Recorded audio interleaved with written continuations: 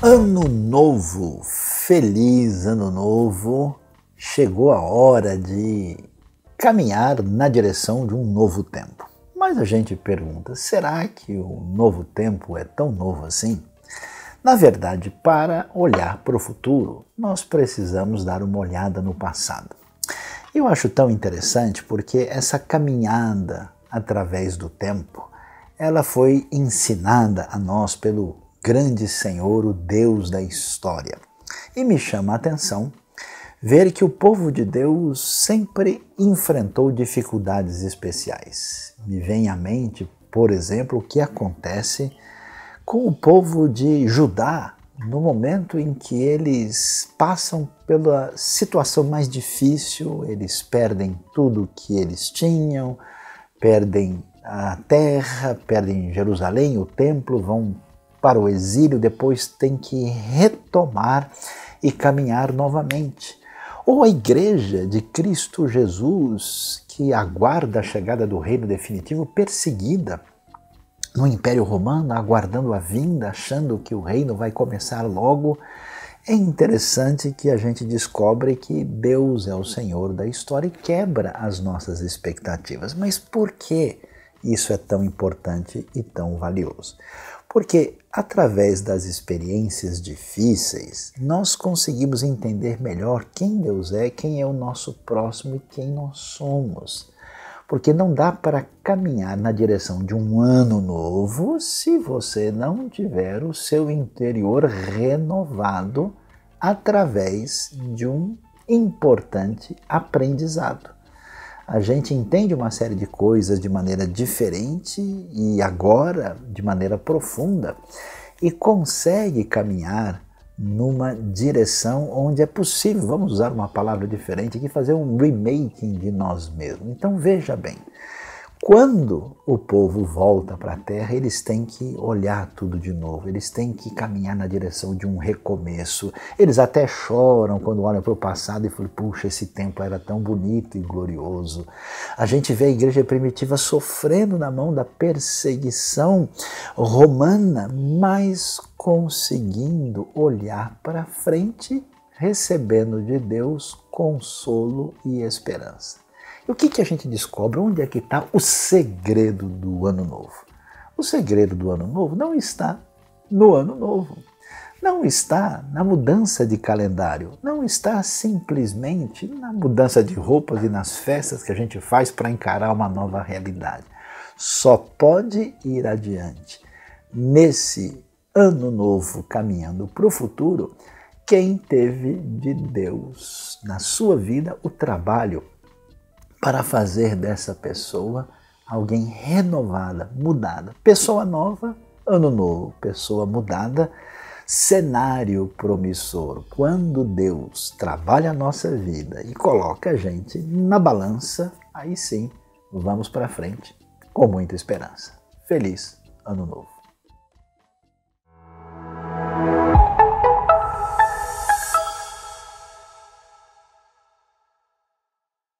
Oi pessoal, quero fazer um convite agora para vocês louvarem o nosso Senhor nesse momento tão lindo de celebração. Fiquem à vontade para orar, que agora é o seu momento com o nosso Senhor.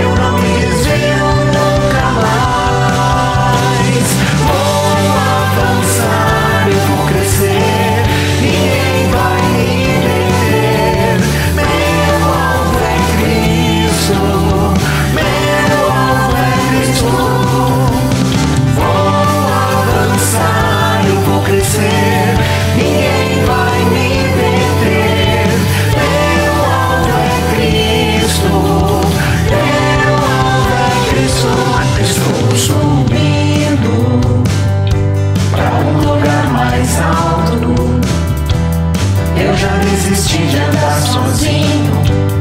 Cristo vive em mim e os meus pés estão no caminho, estão no caminho. E desta estrada eu não me desvio nunca mais. Estou firme, eu não me desvio nunca mais. Vou avançar, eu vou crescer, ninguém vai me deter. Meu alvo é Cristo, meu alvo é Cristo. Vou avançar, eu vou crescer, ninguém vai me deter. Meu alvo é Cristo, meu alvo é Cristo.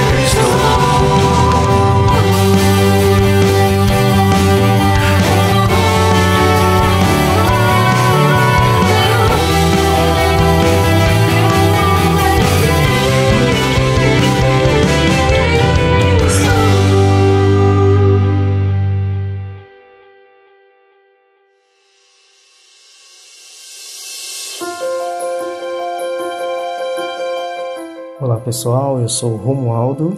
E eu sou a Suzana e nós somos os pais da Estela e da Marine e a gente queria compartilhar com vocês como tem sido a nossa experiência de trabalhar, de servir na IBNU nesse ano de 2023.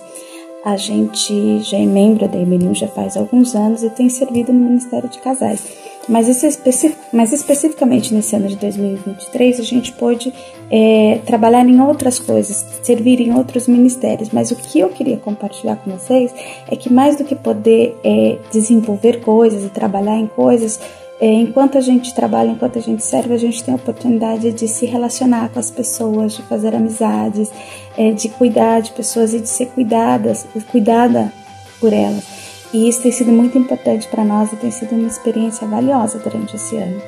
E esse ano de 2023 foi um ano bem especial para nós como família, porque nós demos mais um passo no envolvimento de mais uma frente de trabalho da IBNU, que é o Ministério de Missões, que está no DNA da igreja.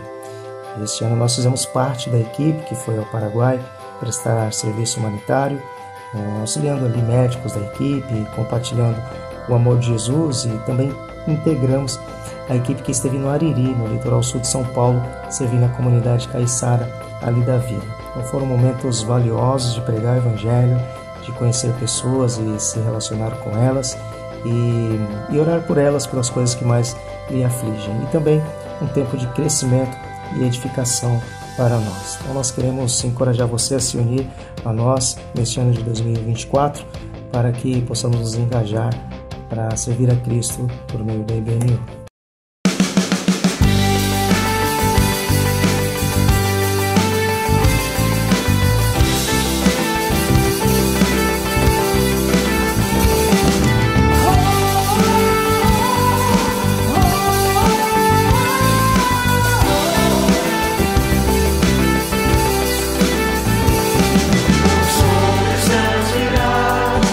Filhos vêm se prostrar.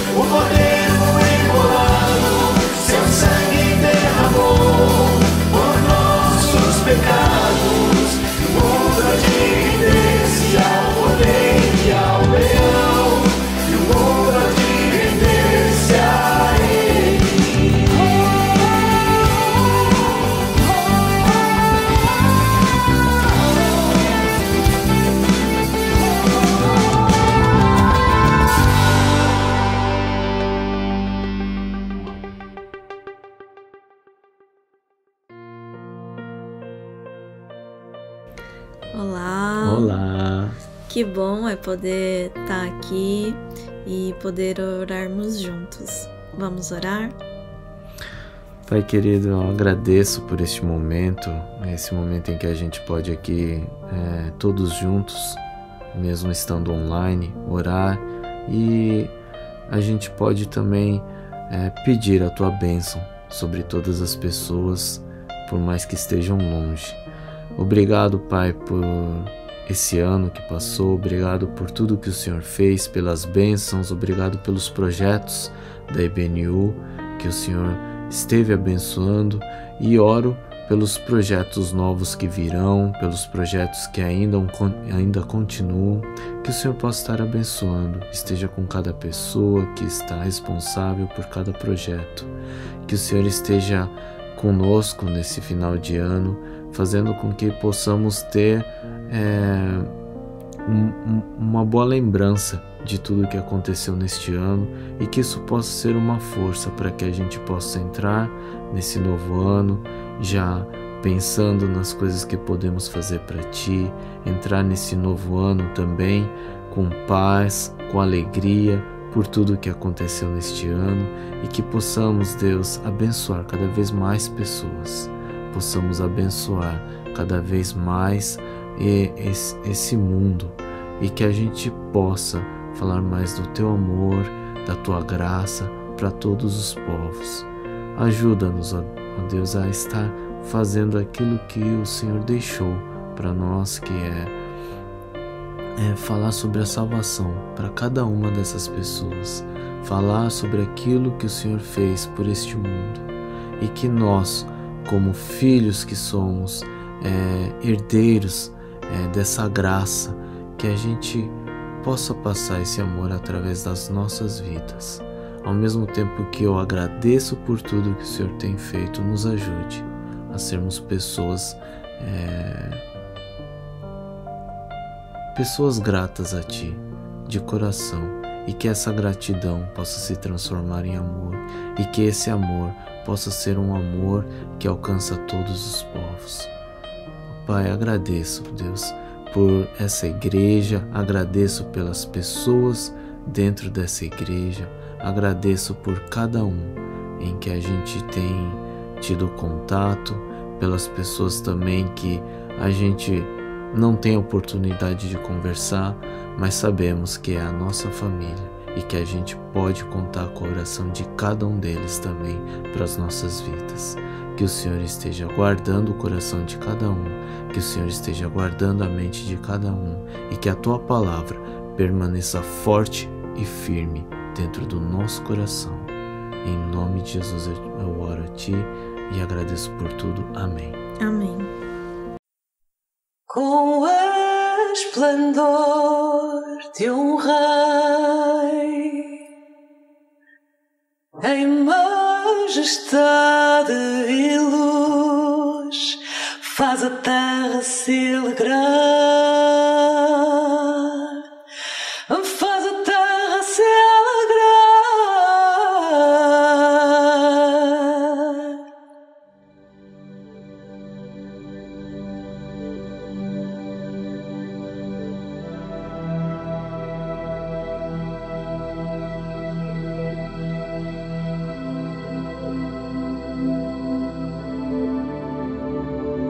Gesù ritornerà,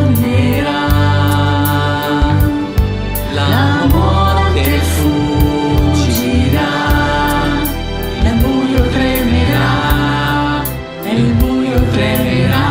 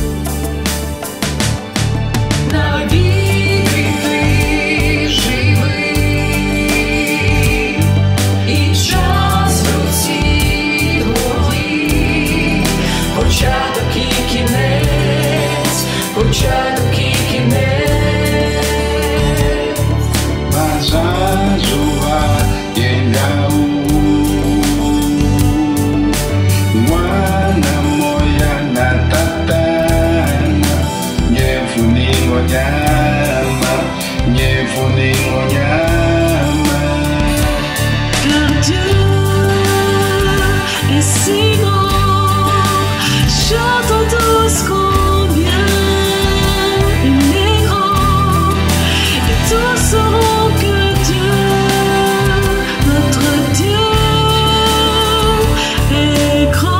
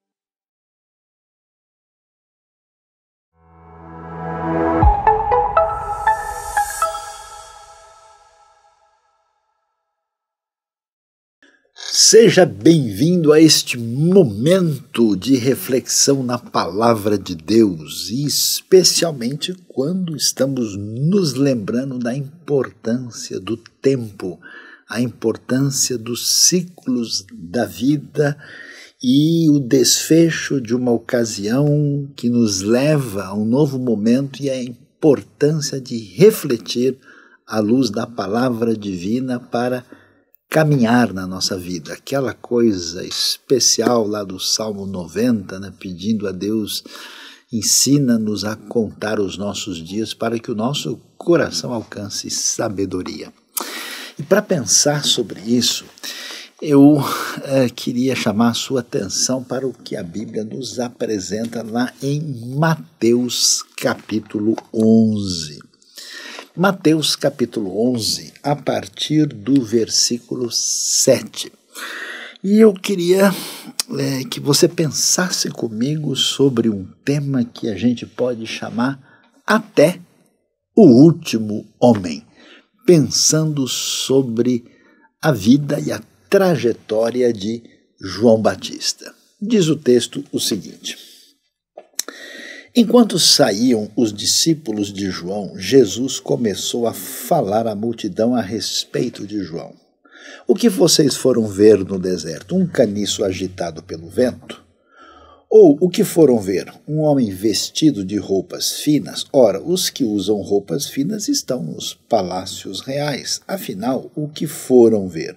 Um profeta? Sim, eu lhes digo, e mais que profeta. Este é aquele a respeito de quem está escrito: enviarei o meu mensageiro à tua frente, ele preparará o teu caminho diante de ti.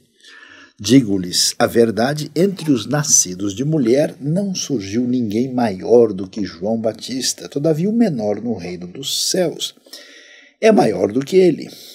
Desde os dias de João Batista até agora o reino dos céus é tomado à força, e os que usam de força se apoderam dele, pois todos os profetas e a lei profetizaram até João. E se vocês quiserem aceitar, este é o Elias que havia de vir, aquele que tem ouvidos, ouça. A que posso comparar esta geração? São como crianças que ficam sentadas nas praças e gritam umas às outras. Nós lhes tocamos flauta, mas vocês não dançaram. Cantamos um lamento, mas vocês não se entristeceram. Pois veio João, que jejua e não bebe vinho, e dizem, ele tem demônio.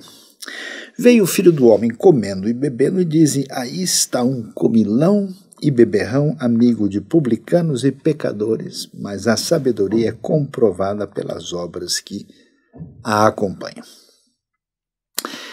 Esse texto chama muito a nossa atenção, porque ele vai nos falar da relação extraordinária da figura de Jesus, o Messias, com o profeta que tem o papel especial de apresentar Jesus, que é João Batista.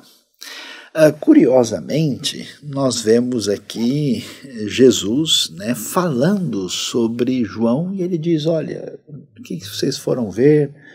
Vocês foram ver alguém lá no deserto, e diferentemente do que a gente imagina, alguém de assim perfil muito especial, alguém que talvez estivesse com roupas finas. Não, ele é um profeta, né? João, até o nome dele, Yohanan, que tem a ver com o nome de Deus e a palavra misericórdia, graça, mostrando que alguma coisa especial está relacionada com a mensagem que ele vai trazer, e ele é nitidamente apresentado como aquele que é o mensageiro que prepara o caminho para o Messias Jesus. E é interessante porque eu tenho visto, né, boa parte da nossa trajetória cristã, e muita gente fala, não, olha, eu queria ser como Davi, né? Até tem cânticos infantis, né? Se o Espírito de Deus habita em mim, eu canto como o rei Davi, né? Pessoas falando que eles gostariam de ser como Salomão, ou como Moisés, ou até mesmo como o apóstolo Paulo, mas quase ninguém na minha vida eu vi, acho que na verdade ninguém, dizendo, olha, meu sonho é ser como João Batista. Curiosamente, João Batista é apresentado por Jesus aqui como alguém que ultrapassa todas as expectativas em termos de vida diante de Deus, né? Entre os nascidos de mulher, ninguém surgiu que nem ele. Somente agora, com a chegada do reino de Deus, é que vão surgir pessoas que estarão aí acima dessa caminhada de trajetória de João Batista. E o reino de Deus chega, né, com essa proposta da gente usar da força, ser tomado a força contra si mesmo, no sentido de renúncia, no sentido de colocar a prioridade no reino e não ser refém da sua própria vontade e pecado. E aí a gente vê que João faz essa ponte, né, daquilo que é o primeiro testamento, a lei e os profetas, e agora a chegada do cumprimento da aliança de Deus com Davi na pessoa de Cristo Jesus. Por isso os profetas profetizaram, a lei e os profetas profetizaram até João, e assim agora ele é aquele que veio ter esse papel especial, ou seja, é muito importante olhar para a realidade de João Batista. Mas é interessante que Jesus diz, é curioso isso, a gente dá muita atenção a elementos secundários sem se importar com o que é essencial.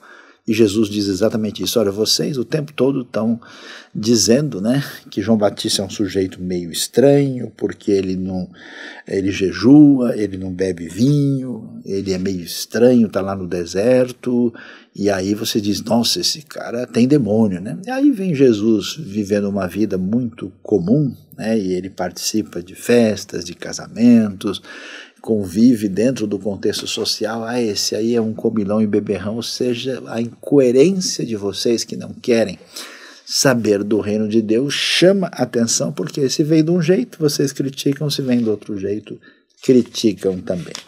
Agora, para a gente entender esse cenário, né? Aliás, estamos falando aqui até o último homem, ou seja, parece que de alguma maneira, eu me lembro até de um filme, né, que fala disso, daquele famoso soldado de uma história de conflito chamado Desmond, que vai ali tentar servir na guerra sendo plenamente pacifista, e ele vai atrás de salvar a vida das pessoas, consegue salvar 75 indivíduos, e o contexto ali envolve esse desejo de ir até o último homem, né? Ou seja, até o ponto final. E aqui nós temos uma coisa meio paralela com isso, né? Até onde é possível encontrar algo que tenha a ver com a realidade da vida de Deus na realidade das pessoas. Então, vamos olhar para isso e ver o que é que nós aprendemos. A primeira coisa assim, muito importante para a gente destacar, e que não está tão claro para todo mundo, é que para entender o cenário da proposta bíblica, a gente precisa dar uma olhada na geografia da terra. Veja que coisa interessante. A terra de Israel tem uma paisagem geográfica muito diversificada. Você vai ver, por exemplo, né, lá no norte da terra, você vai encontrar o Monte Hermon, onde tem neve, você vai encontrar a região ali em São João de Acre, no extremo norte, e depois você tem a área fértil da Galileia, alguns lugares que até parece que você está assim, em ambientes semelhantes ao que você vê na França, na Alemanha. Depois a gente tem a região montanhosa de Jerusalém, que é toda peculiar, e a área mediterrânea, né, onde você tem praias que lembram o Nordeste brasileiro, até mesmo lugares como o Rio de Janeiro. E quando a gente vai para a região desértica, é impressionante, são tipos de deserto diferente, e eles são, né, distintos mesmo, e muito desérticos, lugares assim onde cai uma garoinha uma vez por ano.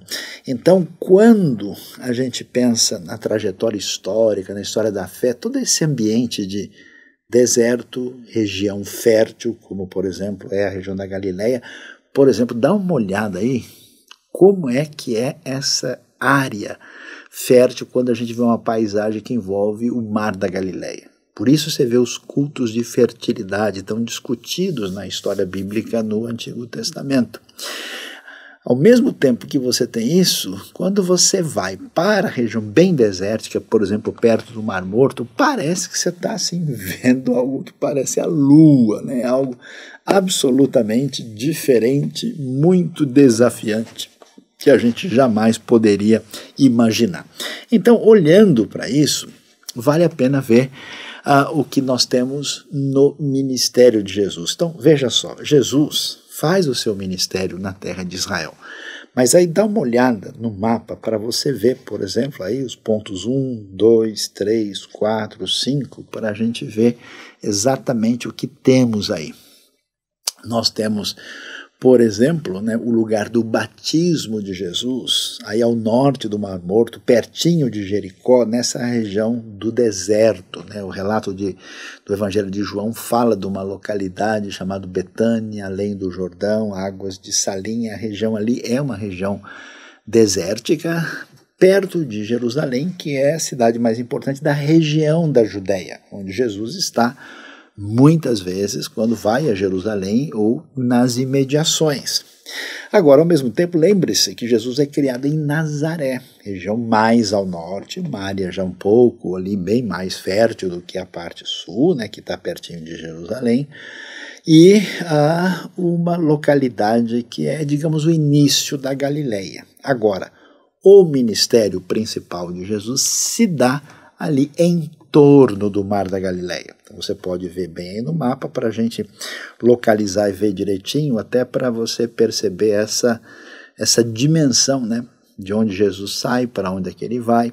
E nós temos finalmente a cidade, que é a cidade ali, que é a sede, né, da atuação de Jesus, que é exatamente Cafarnaum, na parte noroeste do lago, ali pertinho de Corazim e Betsaida. Entendendo esse cenário geográfico, aí a gente precisa, né, caminhar aqui para compreender essa realidade de maneira mais significativa. Chama atenção o fato de que quando a gente pensa no deserto, a gente pensa no deserto inicialmente na Bíblia como um lugar assim meio ameaçador, né? Lembra lá no tabernáculo, né, quando você lê, por exemplo, Levítico 16, fala até do bode, né, emissário, que era mandado para o deserto. Os israelitas estavam ali no seu acampamento, e a parte, digamos, mais assim pura e sagrada era o tabernáculo, né, com toda a sua área, depois o acampamento, depois tinha a parte fora do acampamento, e o lugar mais impuro e ameaçador era o deserto. Curiosamente, quando a gente vê o caminho da história de Israel, em que nós vemos Deus agir com redenção e até mesmo escolher para si uma cidade onde ele haveria de colocar o seu nome, que é a cidade de Jerusalém, mas infelizmente aquilo que era um ambiente de bênção se torna um ambiente ameaçador. Então, historicamente, desde os tempos dos profetas, além de você ter toda essa situação que envolve a corrupção da cidade, a mensagem deles, inclusive, né, como Jeremias vai fazer, trazendo a mensagem de que Deus haveria de trazer juízo sobre a cidade, você tem até mesmo a crítica da cidade em Gênesis capítulo 4, com a história de Caim e seu desdobramento. Então é curioso, né, que de repente, num cenário muito peculiar, nós vemos uma outra maneira de entender a realidade e a função do deserto. Nesse sentido, a gente vai ver que o deserto se torna uma espécie de ambiente de refúgio, refúgio de genuinidade, refúgio da cidade corrupta. E nesse ambiente, na época de Jesus, é interessante demais, por isso que é tão importante a gente pensar na nossa vida. Cada vez que passa um ano, cada vez que a gente fecha um ciclo de dar uma avaliada na nossa caminhada, para perceber se a gente foi levado pela corrente ou se a gente está numa sintonia diferente. No contexto da época de Jesus, a situação era simplesmente terrível. A gente não faz ideia, né? O que acontece? Você tem o domínio romano cruel sobre a terra. Esse domínio está debaixo, né, dessa aliança perversa que envolve a casa herodiana. Os impostos de Roma são assustadores, existe uma realidade de injustiça muito difícil de gerenciar nesse contexto, e ao mesmo tempo a esfera religiosa está comprometida e corrompida, tanto no que diz respeito de como a gente lida com a interpretação da lei, né, que é o grande drama que aparece na discussão de Jesus com seus oponentes, como também aquilo que vai aparecer na administração do que se passa no templo, por exemplo, sob a administração dos saduceus. Então, o ambiente, né, as descobertas arqueológicas, os estudos históricos revelaram muito desse ambiente, vamos dizer, cheio de desesperança e frustração. E olha só o que acontece, essa gente, né, que não está ligada mais com esse ambiente do templo, ou não está mais ligada com esse contexto religioso que se corrompeu e que também não entra naquela, olha, nós temos que nos unir aos zelotes para sair por aí matando romano.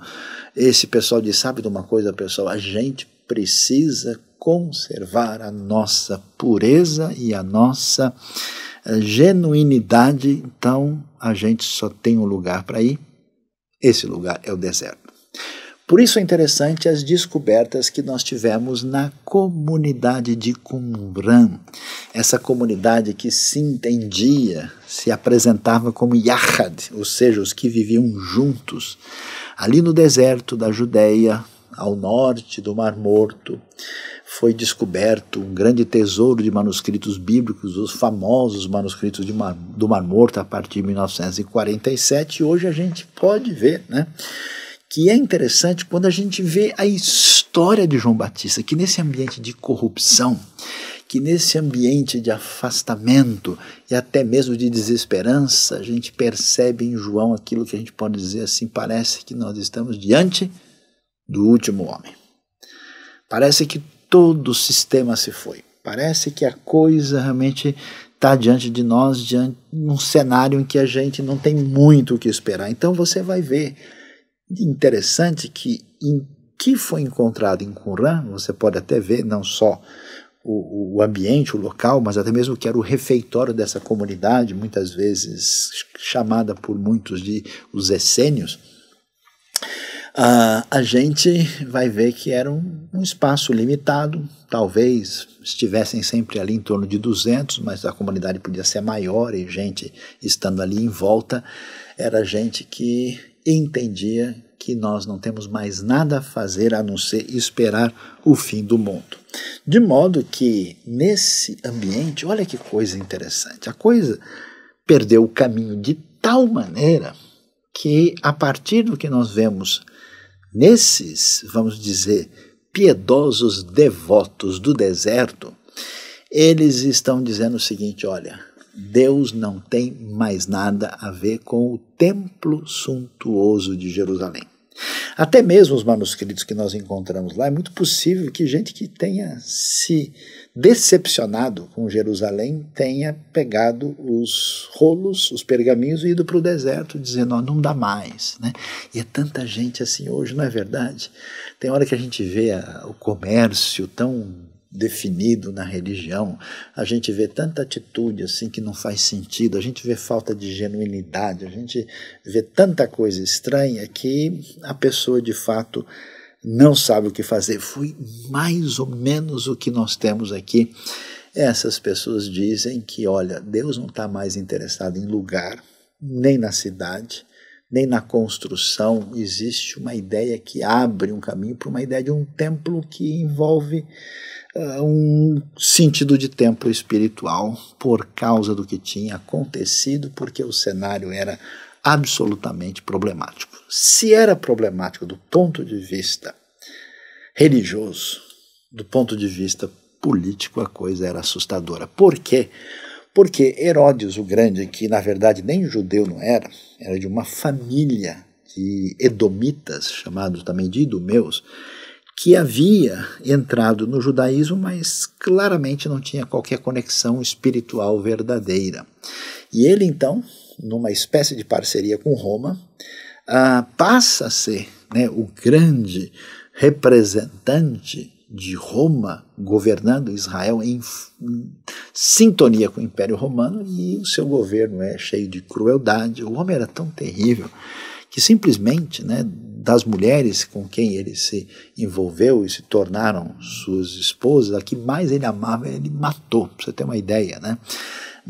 Uma espécie de perversidade. Esse é o Herodes ligado à matança das crianças em Mateus capítulo 2, para a gente ver de quem que a gente está falando, e que fez construções gigantes, impressionantes na terra de Israel, pelo menos 13 delas, e tudo isso custou caro ao povo que sofria debaixo dessa dominação, que ao mesmo tempo se torna, né, uma conexão político-religiosa perversa que leva esse povo a desesperadamente pensar quando é que vai chegar a salvação de Deus e quem de fato é sério e sincero e não tem como aguentar isso.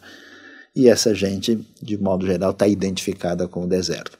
É curioso que dos filhos de Herodes, vale a pena ressaltar, como a gente pode ver aí no nosso gráfico, né, o Herodes Filipe, né, que estava na Galiléia, e o Herodes Antipas, que está ligado ao julgamento de Jesus, e que, como nós sabemos, não é sem razão, estamos falando de João Batista, que exatamente por causa de Herodias, né, que tinha um envolvimento complicado com os dois Herodes, os dois irmãos, e a sua filha Salomé dançou, e por causa daquilo que aconteceu, João Batista é morto, decapitado de uma maneira cruel. Então você vê não só o cenário religioso, mas o cenário político numa espécie de união perversa em oposição àquilo que era a última realidade de genuinidade de relação com Deus que a gente via na vida de João Batista.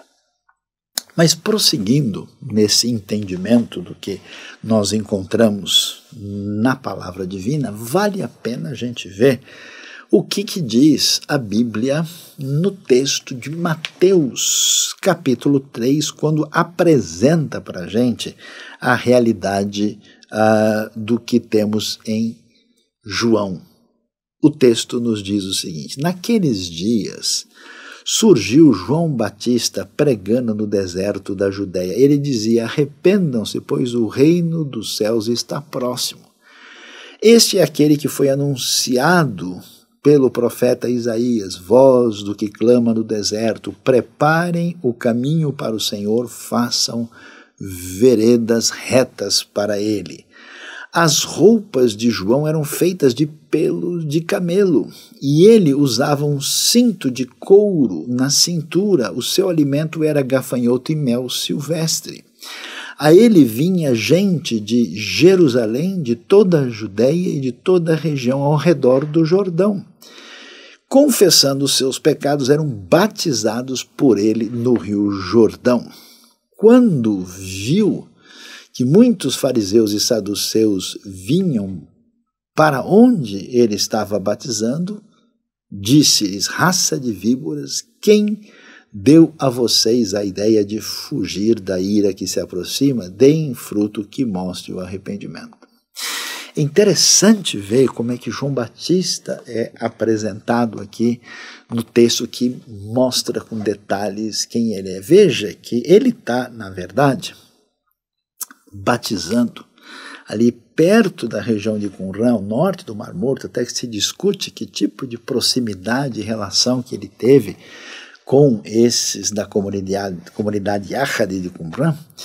Mas chama a atenção que João Batista está num lugar onde todo mundo que vem, especialmente da Galileia, mas também até mesmo do sul, passa ali, né, junto ao Rio Jordão, e antes de subir para Jerusalém encontra um ponto. Então, toda vez, 3 grandes peregrinações todo ano, na ida e na volta, João Batista está num ponto fundamental. E ele está trazendo essa mensagem de Deus, e o que chama a atenção é a descrição de quem é João. João, este que é, em termos de fidedignidade da palavra divina, é o último homem, e este João é aquele que aparece no deserto. Voz do que clama no deserto. Preparem o caminho para o Senhor, façam veredas retas para ele. E o que aparece de modo especial, que a gente fica pensando, né, nesse ambiente de tanta necessidade, do ponto de vista das expectativas messiânicas, da realidade social, do contexto de fragilidade espiritual, a gente pensa: onde é que Deus vai agir? Como é que vai ser esse caminho da parte de Deus? O que é absolutamente inesperado, improvável, é que tudo se inicia através da voz que clama no deserto. E de maneira absolutamente, assim, até mesmo exótica. João Batista é aquele indivíduo que, nesse ambiente religioso, onde todo mundo quer mostrar assim o seu figurino de santidade, João Batista está lá vestindo roupa pelo de camelo. Ele está lá no deserto dizendo palavras que a maioria dos religiosos nem querem ouvir. Eles vão até lá curiosos para ver exatamente o que está acontecendo. E também pouca gente é adepta da dieta de João Batista, comendo gafanhotos, que tem gente até hoje tentando tirar os gafanhotos de João Batista e tentando transformar em outra coisa, com mel silvestre. Certamente ele não é uma referência para a maioria dos religiosos através da história. Agora, essa mensagem de que o preparo do caminho do Senhor para trazer salvação e abrir essa chegada dessa era messiânica, essa entrada na redenção que invade a história para trazer o reino de Deus, João Batista vem no deserto e menciona isso porque essa é a palavra que nós temos lá em Isaías capítulo 40. E o que nós encontramos em Isaías capítulo 40, o texto bíblico é muito especial e chama a atenção. Ele vai dizer: consolem, consolem o meu povo, diz o Deus de vocês. Nahamu, Nahamu, Ami. Abertura da segunda parte de Isaías, que fala do consolo depois do que aconteceu no exílio. Encorajem a Jerusalém, anunciem que ela já cumpriu o trabalho que lhe foi imposto, pagou por sua iniquidade e recebeu da mão do Senhor em dobro por todos os seus pecados. Uma voz clama no deserto: prepare o caminho para o Senhor. Façam no deserto um caminho reto para o nosso Deus. Todos os vales serão levantados, todos os montes e colinas serão aplanados, os terrenos acidentados se tornarão planos e as escarpas serão niveladas. Que coisa, que figura extraordinária daquilo que envolve esse trabalhar de Deus para que o caminho esteja preparado para a chegada do rei e do reino que vai fazer todo o grande caminho da salvação. Agora a gente pensa, nesse cenário tão conturbado, tão corrupto, tão problemático, tão pecaminoso, tão assustador e terrível, quando Deus vai agir por esse caminho inusitado do deserto, é o deserto que nos coloca sozinhos conosco mesmo, que nos faz sentir de maneira mais intensa a nossa fragilidade, que nos abre um caminho possível de expressão de religiosidade não artificializada. É tão interessante ver que, assim como no cenário da história a gente vê a figura daquele que ninguém está vendo porque ele está fora do cenário dos ditos protagonistas da história, nós vemos um agir silencioso e poderoso do Espírito de Deus. Por isso que não é sem razão que nós vamos ver uma sintonia interessante entre João Batista e Jesus. E olha que coisa interessante, vale a pena mencionar o que nós podemos ver, que Jesus, conforme nós vemos nos evangelhos, foi concebido por obra do Espírito Santo. João Batista, curiosamente, como um caso único, foi cheio do Espírito Santo antes do nascimento. A mãe de João Batista também, Isabel, foi cheia do Espírito Santo. E nós vemos Zacarias, o profeta, ele profetiza nesse caso, cheio do Espírito Santo, no capítulo 1 de Lucas. E olha que coisa interessante, significativa, Zacarias tinha função sacerdotal no templo. E aí nós vamos ver o Espírito revelando também a Simeão sobre o nascimento do Messias, e ele vai reconhecer isso em Jesus. Vemos João Batista profetizando que Jesus haveria de batizar no Espírito Santo. O Espírito Santo desce em forma de pomba no batismo de Jesus, quando nós vamos ter esse encontro de Jesus com João Batista, e o Espírito conduz Jesus ao deserto, inclusive na sua batalha ali contra a tentação, e Jesus recebe o Espírito sem medida. Nesse momento especial, glorioso, extraordinário que nós vamos ver aqui, a gente observa que a fidelidade de um indivíduo como João Batista, em sintonia com esse agir silencioso e sem controle do Espírito de Deus que vai apresentar o que ele faz na vida de Jesus e de João Batista, nós vemos a expectativa que se tem da chegada, né, desse reino que vai trazer justiça, vai ter a manifestação plena da verdade, vai ter a chegada dessa misericórdia de Deus, ou seja, há uma administração no transcurso do tempo. O tempo que é a nossa preciosidade, o calendário que nos mostra a nossa limitação, a necessidade de olhar os ciclos da vida e sintonizar a nossa vida diante da nossa liberdade e responsabilidade perante Deus, é muito impressionante a beleza e a qualidade extraordinária do ensino da palavra de Deus. E olhando para esse cenário com mais clareza, nós vamos ter uma grande surpresa, porque quando o texto bíblico vai falar de João Batista, se a gente já olha para aquele profeta meio estranho junto ao Rio Jordão, com a sua roupa de pele de camelo e todo o seu jeitão tanto quanto exótico e fora do perfil religioso convencional, veja que coisa interessante. O texto vai falar de João Batista apresentando com ele como Elias. E quem é Elias? Elias é o profeta. João Batista aparece como esse novo Elias, Elias que viveu lá no nono século a.C.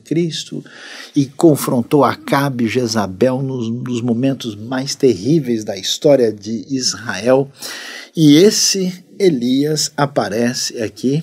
E é curioso, aliás, a arqueologia até achou, né, o selo de Jezabel em 1964, comprovando o elemento histórico por trás dessa figura um tanto quanto sinistra do texto sagrado. Agora, se a gente já olha para João Batista com pouca esperança, imagine que pensar sobre Elias, né?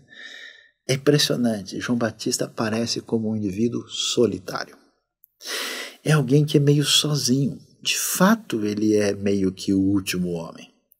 E chama atenção porque a inspiração que vem a ver com a promessa de Deus, que aliás está lá em Malaquias, que no desfecho, no final, no último profeta do Antigo Testamento, a gente tem aquela coisa, o profeta Elias virá, Eliahu, Hanavi e Avô.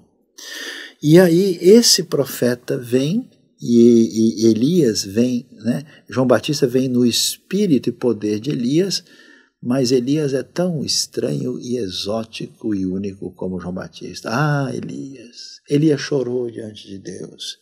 Elias ficou desesperado. Elias era totalmente improvável. Elias diz, Senhor, acabou, não tem mais ninguém, mataram os teus profetas, acabaram com tudo, e agora o pessoal está tudo adorando Baal e eles estão tentando me matar.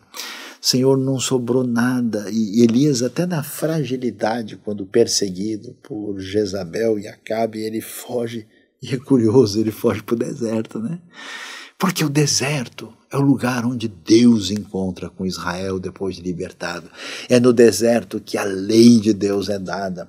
É no deserto que a aliança se estabelece em Êxodo capítulo 19, nessa parceria amorosa, inquebrável entre Deus e o povo.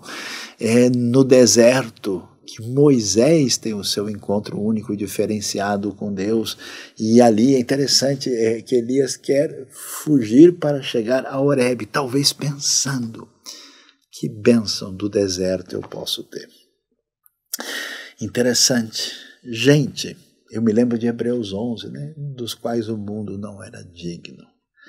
Gente que tinha uma relação diferenciada com Deus, em que chama a nossa atenção, porque olha para a sua vida nesses últimos meses, nesse ano, na sua caminhada, o quanto de autenticidade existe em você, o quanto a sua relação com Deus é medida por causa dos outros, por causa do que está na moda, por causa do tipo de mentalidade que passou a ser predominante, por causa de A, B ou C, em vez de ser uma relação de fé e espiritualidade definida na sua relação com Deus. Elias, pode ser o último homem. Ele não abandona a sua relação de fidelidade com Deus. João Batista não tem ninguém. Depois ele vai ter alguns discípulos, mas ele é alguém que não tem apoio de expressão religiosa nenhuma sobre a vida dele. E olhando para esse cenário tão extraordinário e único que nós vamos encontrar, é interessante a gente ver, né? E você pensa, olha que coisa, né? João Batista batiza Jesus. Jesus tem um batismo simbólico em favor do mundo ali, e vem, que ele chama de cumprir toda a justiça, mas a gente não imagina, né? O batismo cristão, que história é essa? João Batista acordou e falou, puxa, deixa eu inventar um ritual legal hoje. Na verdade, o que acontecia é que os judeus tinham a famosa prática de se lavar ritualmente no mikveh, num lugar, né, numa espécie de tanque de banho ritual por causa da lei de Levítico. Inclusive, isso era algo altamente higiênico que os ajudou muito na sua trajetória histórica.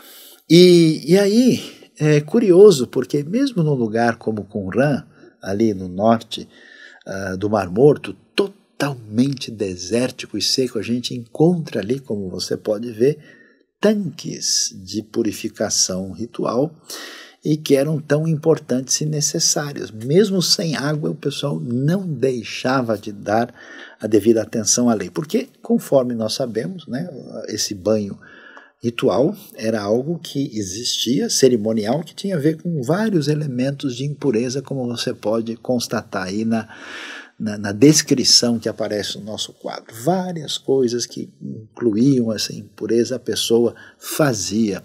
Isso cumprindo aquilo que aparece na Torá, particularmente em Levítico, e só que essa prática se tornou essencialmente ritual e cerimonial. João Batista, então, dando origem àquilo que tem essa base que vai se tornar o batismo cristão. Aqui nós temos a arqueologia do batismo. João Batista diz, pessoal, agora chegou a hora do banho definitivo. O lavar não é só ritual e cerimonial. Agora chegou a hora de, diante do fato de que o reino de Deus está entre nós, a gente precisa entender a grande realidade que é preciso de arrependimento e fé. Então você precisa dar um reset na sua vida, você precisa ter esse novo nascimento, você precisa ter, digamos assim, o banho definitivo na proclamação da chegada do reino de Deus. Aí a gente entende, né, esse cenário com uma clareza muito grande. E, em sintonia com isso, nós vamos ver o quê? Que esse batismo, que é a expressão da sincera purificação através do perdão que é dado por aquele que reconhece o Messias Jesus e recebe a salvação, nós vamos ver essa sintonia com o Espírito de Deus. Por isso que a gente vai encontrar a referência ao batismo com o Espírito, tanto em Lucas como em João, quando Jesus anuncia que vocês agora estão sendo batizados com água, mas serão batizados com o Espírito Santo, porque aquilo profetizado em Joel capítulo 2, que vai se cumprir plenamente em Atos 2, já está presente, porque o reino de Deus chegou. De tal forma que nós vamos encontrar o Espírito Santo descendo em forma corpórea sobre Jesus e dizendo, tu és o meu filho amado e em ti eu me agrado, mostrando essa ação especial do Espírito de Deus, porque o reino chegou em definitivo. A coisa especial nessa realidade toda é a gente ver que toda essa grandiosidade do reino está presente aqui através de um indivíduo, assim como Deus fez com Elias, preservando Israel na sua fidelidade, um indivíduo frágil como ele, manteve a sua história de redenção. Da mesma maneira acontece de modo um tanto quanto inesperado, inusitado, diferente através de João Batista. E aí nós vamos para o desfecho do entendimento da palavra de Deus, quando a gente vê como é que João anuncia Jesus. E é muito especial e muito bonito. Olhando para o texto, nós vamos ver o destaque que João apresenta sobre Jesus. Ele vai dizer lá em João, capítulo 1, verso 14, o Verbo tornou-se carne e viveu entre nós. Vimos a sua glória, glória como do unigênito vindo do Pai, cheio de graça e de verdade. João dá testemunho dele, ele exclama, este é aquele de quem eu falei, aquele que vem depois de mim é superior a mim, porque já existia antes de mim. Todos recebemos da sua plenitude graça sobre graça, pois a lei foi dada por intermédio de Moisés, a graça e a verdade vieram por intermédio de Jesus Cristo. Aqui, muito interessante, vale a pena olhar a coisa como temos no grego, hoti honomos dia Moiseus edote, haris que aletheia de Jesus Cristo egêneto. Interessante, haris, né, que é a palavra graça, e aletheia, que é a palavra verdade, que aparecem, né, como palavras mais importantes nessa chegada do reino, ou seja, o que significa Jesus propriamente dito, graça e verdade. Mas essa expressão, como já chegamos a estudar aqui, traduz a expressão hebraica chesed ve'emet. Graça e verdade significam amor incondicional, inquebrável, e verdade também significa fidelidade. Ou seja, isso significa bondade, significa amor fiel e leal e ao mesmo tempo verdade e fidelidade. Por isso, a gente começa a perceber aqui até onde vai a nossa relação verdadeira com Deus. Isso se manifesta em sintonia com a mensagem de João e com quem é Jesus, se a gente está sintonizado com charis e aletheia, com chesed ve'emet. De tal maneira que a pergunta para nós hoje aqui é: como é que funciona? Como é que tem funcionado no último ano a sua vida? Que tipo de relação você tem com o reino de Deus? Você é do grupo dos ritualistas que está preocupado lá como é que a coisa está acontecendo dentro daquilo que parece? Você está vendo, nossa, João é muito esquisito, nossa, Jesus é muito aberto, é assim? Você é do grupo dos legalistas que estão tentando analisar a lei como instrumento de poder e dominação, transformando a espiritualidade numa ética absolutamente controlada por seus próprios interesses, se sentindo superior aos demais? Você tem uma espiritualidade voltada para a sua intenção da definição do seu grupo, que o seu interesse é atacar os outros e, de preferência, os mais hostis devem ser mortos e assassinados porque você é representante daquilo que tem a ver com a realidade divina? Ou até mesmo você entrou por um caminho místico de distanciamento de tudo e a sua relação com Deus ela não se traduz por uma realidade substancialmente sintonizada com o Evangelho. Por isso, a grande maravilha do Evangelho é que o reino ele surge no deserto. E não importa por onde vão as pessoas, por quais caminhos elas se desviam, que tipo de realidade ameaçadora que venha de Roma, de Jerusalém, de qualquer lugar, não importa. A verdadeira expressão de fé deve estar firme até o último homem, mesmo que ninguém tenha sobrado. Nessa realidade, quem conhece o Deus de Elias, o Deus de João Batista, o Deus manifesto em Cristo Jesus, tem esse compromisso, mesmo que ele fique sozinho, sem mais ninguém. Por isso, a mensagem de hoje diz para o nosso coração: nunca abra mão da bondade, da graça e da verdade, dessa fidelidade, ainda que você seja o último homem. É surpreendente ver que o fiel solitário marca a esperança da redenção.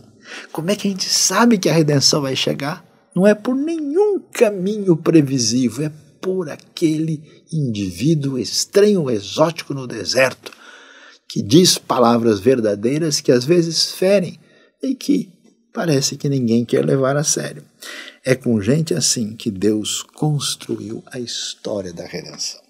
Então, nessa nova caminhada, nessa virada de tempo que atinge a nossa vida, a pergunta é: se tudo se perder, se a coisa for pelos descaminhos mais complicados e difíceis, será que você também seria um último homem?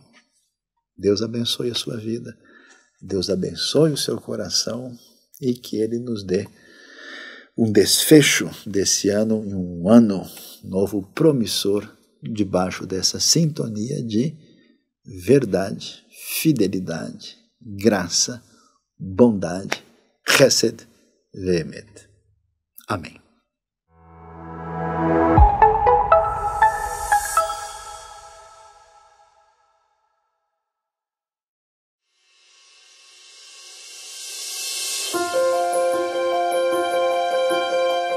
Prezados protestantes, saudações dos decanos, em nome Aurélio de Sure, sou membro da IBNU e servindo em Moçambique, em Cabo Delgado, em Pemba. Meu nome é Janaína, estamos na missão Íris Global, na Escola Comunhão Arco-Íris em Pemba. Viemos para agradecer a Deus pela vida de cada irmão, pelas contribuições, pelas orações. Mas esse ano podemos ver o mover de Deus na vida dos alunos, na mudança nas infraestruturas, na escola. Mais um alpendre foi construído, um parque temático, os alunos brincando e até os alunos, os professores também, desfrutando, lembrando da sua infância, esse parque temático.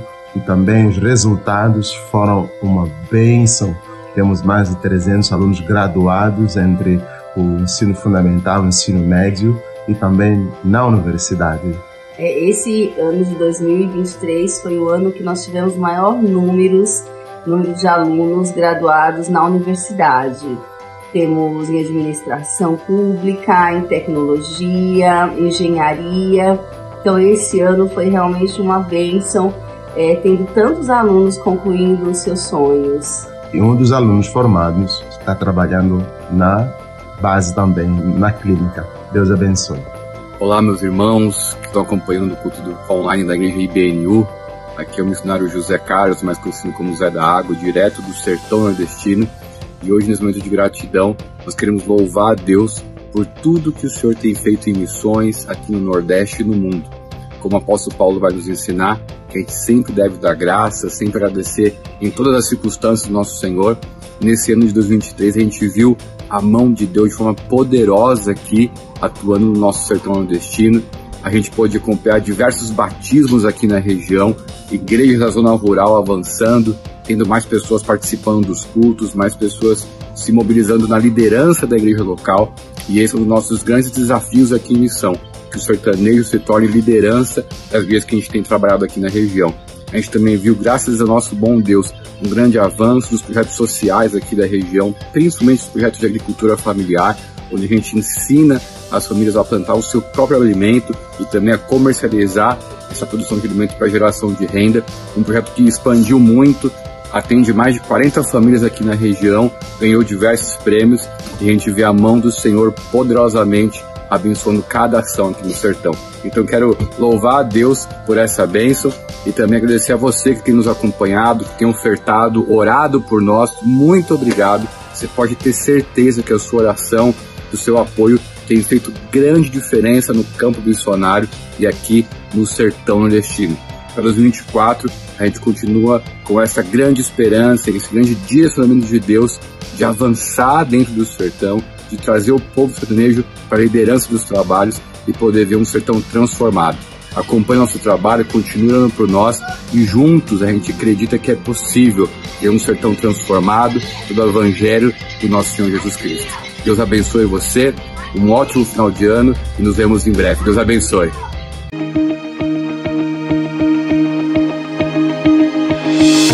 E 2023 passou e durante esse ano O nosso Ministério de Jovens, o Ministério Integre aqui da IBNU, esteve envolvido em diversos trabalhos. Nós pudemos fazer viagens missionárias ali no Ariri, na divisa do estado de São Paulo com o Paraná. Servimos as pessoas com atendimentos médicos, fizemos diversas atividades com as pessoas dali. Também tivemos o Ministério Integre envolvido no Integre Games, que foi um evento de jogos de tabuleiro. Reunimos várias pessoas para jogar juntos, para criar relacionamento. Também tivemos gravações de vídeos que foram veiculados no YouTube. Esses vídeos comentando questões práticas dos livros da Bíblia para as nossas vidas. Também fizemos ações missionárias ali no UNA, na divisa de São Paulo com Diadema. Foi um ano de muito aprendizado, foi um ano em que Deus falou muito com a gente, que Deus nos ensinou muitas coisas, e um ano em que nós tivemos cada vez mais relacionamento uns com os outros. Eu quero te convidar durante o ano de 2024, temos mais atividades, viagens missionárias, Integre Games, enfim, tudo isso aí e mais um pouco. Quero te convidar a participar com a gente, se envolver na missão e glorificar o nosso Deus. Que Deus abençoe a sua vida.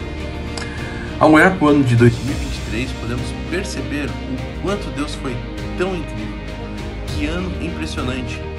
Pensando no Ministério de Adolescentes, por exemplo, nós podemos nos lembrar do retiro que nós fizemos, dos passeios, podemos pensar nos batismos, e cada batismo mais bonito que o outro. Podemos nos lembrar do corujão que participamos, aquela noite tão cheia de ensino e aprendizado, quanta coisa que Deus nos proporcionou. Também no Ministério de Jovens, cada ida ao projeto UNA, a entrega das cestas, a conexão com pessoas, a poder compartilhar do amor de Jesus, as viagens missionárias, quantos atendimentos foram feitos, quantas pessoas foram alcançadas pelo amor de Jesus, pensando até mesmo na integração entre adolescentes e jovens, dentro até mesmo das viagens missionárias. Como foi gostoso isso, ver Deus agindo de uma forma tão especial, trazendo comunhão, trazendo alegria e trazendo disposição para servir. Pensando também nos ministérios como, por exemplo, o Geek, quantos geeks novos foram abertos e quantas pessoas dando testemunho da alegria de fazer parte de uma comunidade, de ter um contato com outras pessoas. Quanta coisa maravilhosa nós pudemos ter nesse ano de 2023. E eu quero agradecer a Deus por ter feito parte de tudo isso, por fazer parte da IBNU, por fazer parte dessa comunidade saudável de pessoas que amam a Jesus e que amam também as outras pessoas. E dentro disso tudo tivemos com família, inclusive, a oportunidade de 2 vezes irmos até o Paraguai para ali abençoarmos, tanto na parte de ensino como também na parte de atendimentos. Fomos ao Pará, na cidade de Santarém também, fazer uma viagem missionária, e ali trabalho com jovens, trabalho com adolescentes. Poxa vida, quanta coisa Deus proporcionou pra gente nesse ano. E agora estamos aqui olhando para 2024 e cheio de alegria por aquilo que Deus vai proporcionar, por tantas experiências que Deus permite que a gente viva. Deus te abençoe. Vamos junto em 2024. Um grande abraço. E aí, gente, final de ano chegando, e a gente sempre tem aquela sensação de olhar para trás e fazer essa retrospectiva do ano, de tudo que aconteceu.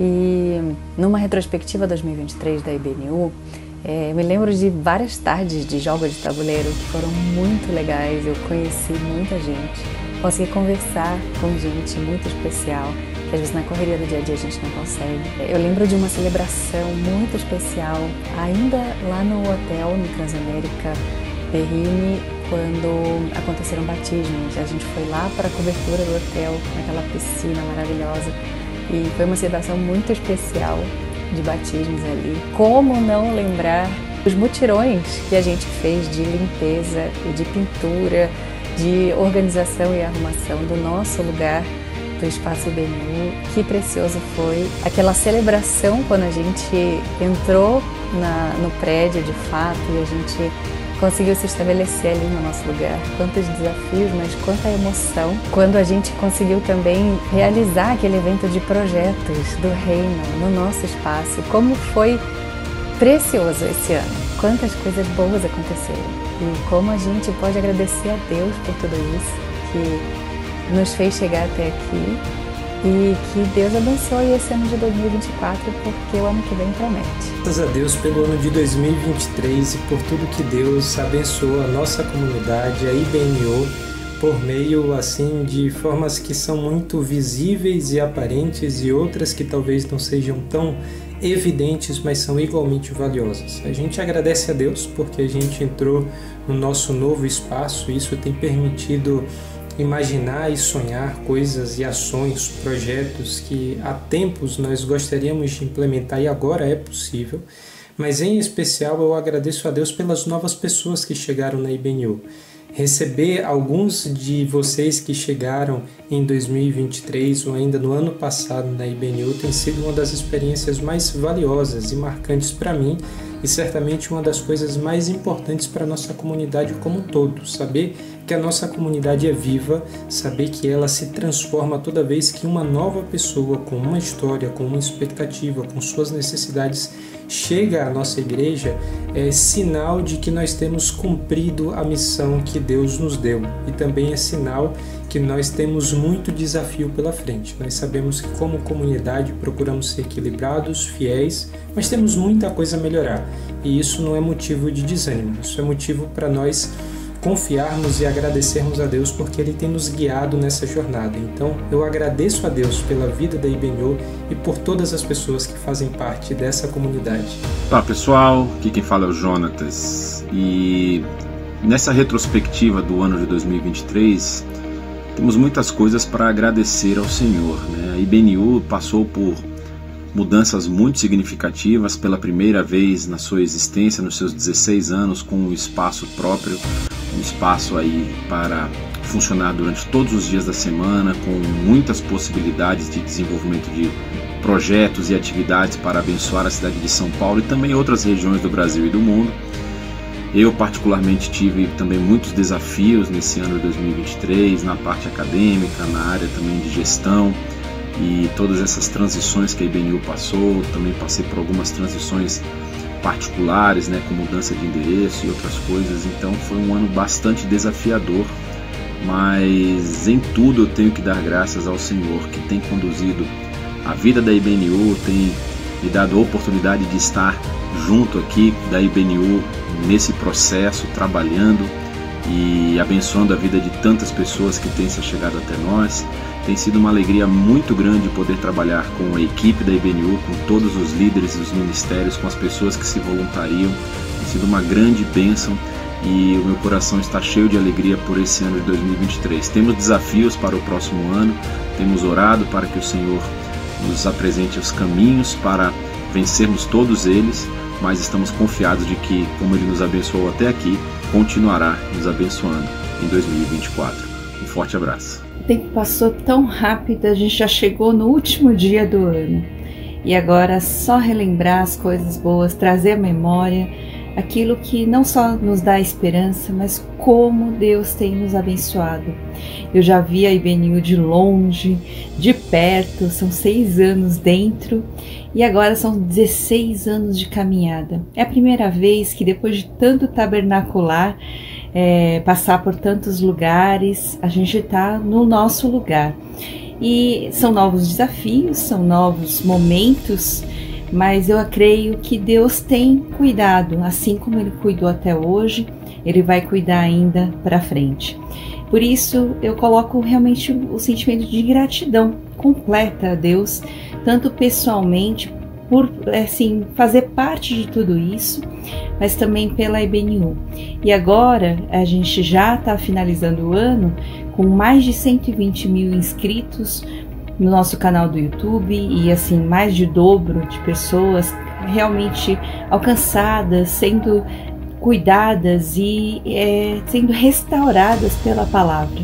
E nós desejamos que Deus continue nos guiando, nos cuidando e nos abençoando nessa jornada.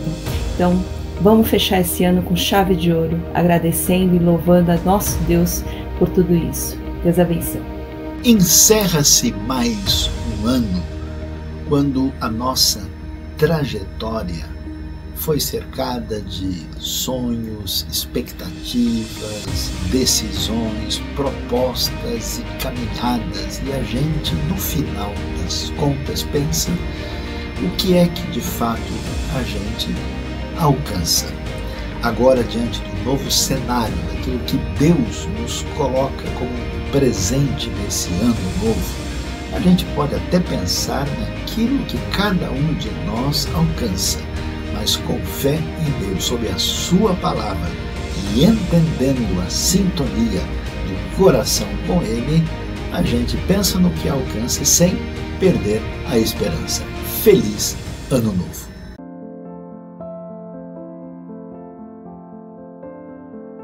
Campanha de gratidão, oferta de Natal IBNU. Neste mês de dezembro, nós estamos convocando todos os membros e amigos da IBNU para participarem desta campanha especial.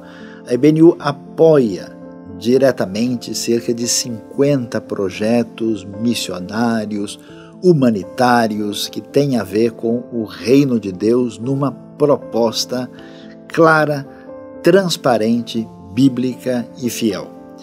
Portanto, eu queria convidar você a fazer parte deste momento que vai até o final de dezembro de oferta de gratidão, se você deseja isso no seu coração. Neste momento, nossa comunidade está de fato tendo uma situação de necessidade, tanto para o seu trabalho da IBNU presencial, com todos os desafios do nosso novo espaço, nosso lugar, bem como todos os projetos que abençoam São Paulo, o Brasil e o mundo.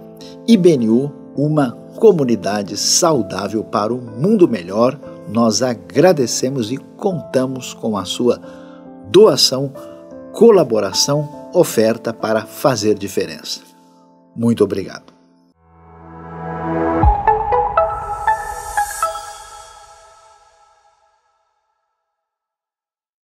Tudo bem, pessoal? Vocês sabem que aprender nunca é demais, né? Principalmente quando a gente está aprendendo sobre a palavra de Deus, sobre a Bíblia. Então, você não pode perder, a gente não vai parar em nenhum momento. Então, hoje nós estamos com o curso de filosofia e vai terminar agora no final do ano, mas em janeiro nós teremos também o curso de Salmos. Pessoal, começar o ano falando com Deus, entendendo um pouquinho como que era a oração, o relacionamento com Deus profundo, e isso ligado às emoções humanas, aos problemas, como é que a gente lida com a alegria, com a felicidade, com as dificuldades. Tudo isso o Salmo traz pra gente. Então, fique ligado aqui no ensino da IBNU, que você vai crescer muito na sua fé e na palavra de Deus. Olá, eu quero falar com você hoje sobre o Ministério dos Adolescentes aqui da IBNU. O Ministério é uma oportunidade muito grande para que o seu filho adolescente possa ter um relacionamento saudável com outros adolescentes que também têm buscado amar a Jesus e servir as pessoas. Nós temos reuniões todos os domingos às 10 horas da manhã, no mesmo horário da nossa celebração presencial. E eu quero convidar você a fazer parte. E você inclusive pode, não só, e que é o que a gente quer, claro, que você traga o seu adolescente para fazer parte com a gente, mas também que você se envolva. Tem muitas oportunidades para que você possa fazer parte efetivamente, nos ajudando em muitas coisas dentro desse ministério. Se você quer saber mais um pouco sobre o Ministério dos Adolescentes, vem falar comigo, vamos trocar uma ideia. Feliz Ano Novo, meu nome é Aline Cariri, sou do projeto Tesouro Azul. O projeto Tesouro Azul no ano de 2024, com apoio da IBNU, vai ampliar seu serviço, sua ajuda à comunidade. Vocês pais que têm filho com transtorno do espectro autista, TDAH, entre em contato conosco, estamos aqui para apoiá-lo e ajudá-los. Vem para a IBNU, estamos à disposição. Deus abençoe. Olá, como é que você está?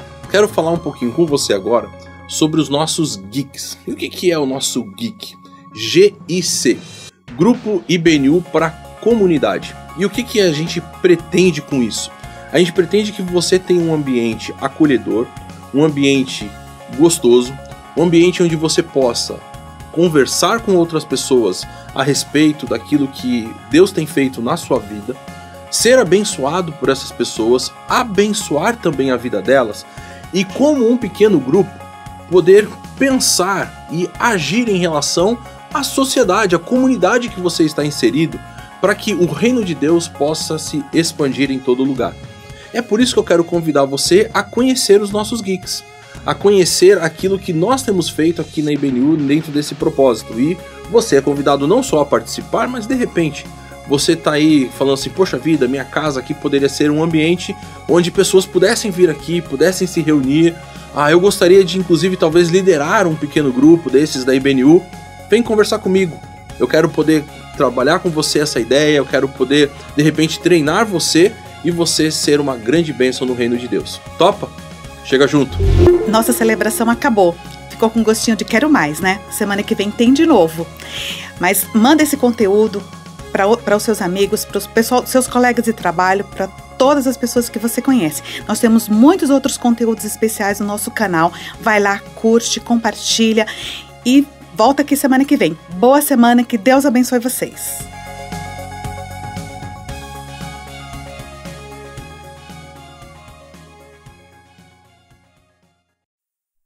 Com o esplendor de um rei, em majestade e luz, faz a terra se alegrar, faz a terra se alegrar.